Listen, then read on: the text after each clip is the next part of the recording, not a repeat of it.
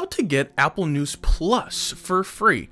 30-day free trial from Apple. Stick around and find out exactly how you can get your free trial today. Apple's March keynote titled Showtime just wrapped up yesterday. Twitter and the internet are blowing up over the announcements of several new Apple services. One that caught my attention was Apple News Plus. In the keynote, it said it was going to be available right after the event. So I went to my Apple News, nothing new there. I went and checked out the app itself under the apps for an update. There was nothing there either.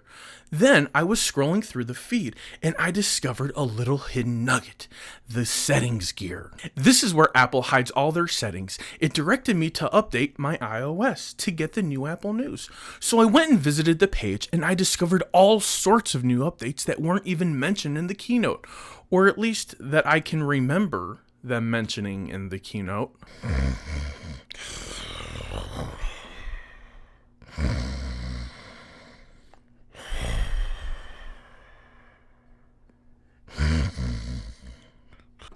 I quickly updated my iOS, took about 25 minutes to download, prepare, and install the update.